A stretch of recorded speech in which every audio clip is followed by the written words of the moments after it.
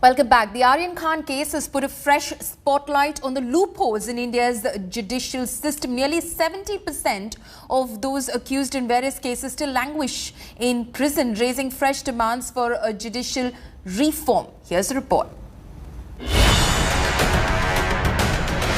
Over 20 days in jail without bail. That for a drug case in which no substance was found on him or consumed. The truth is, Aryan Khan's story is not an exception, but the norm. Being a superstar's son gets him the headlines. But there are thousands like him who are languishing in prisons, waiting for a bail. Look at these figures. 69% of the 4,78,600 prisoners in India are under trial. 36% under trials are confined in jails for more than 1 year.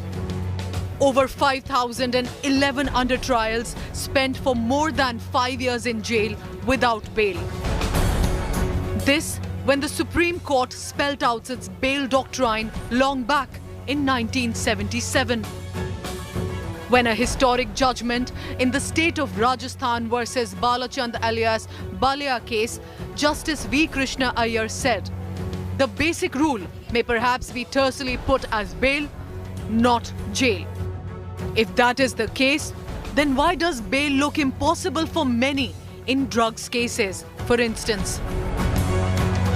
A person who may not be in possession of even a small quantity, by virtue of a term called conspiracy, he is in jail for last about almost a month now. So this is a very unfortunate state of affairs in the entire judicial system.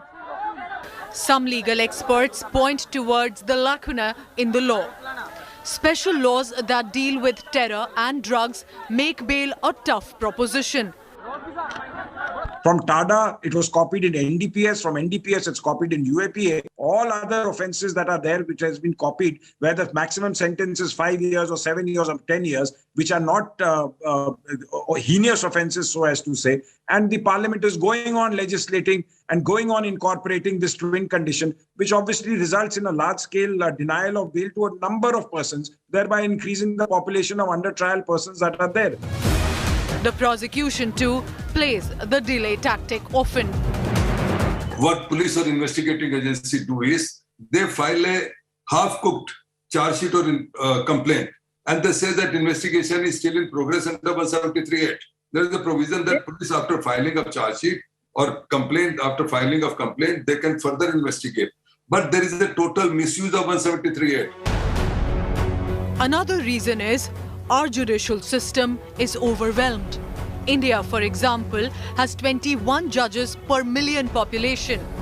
Compare that with the US, which has 102, and China, 147. The issue is of overcrowding in jails, unnecessary arrests, and long incarceration with no end in sight and not even a proper investigation being completed. This is a debate that the national legal system as well as the judiciary will have to look into. In New Delhi, this is Anisha Mathur for India Today.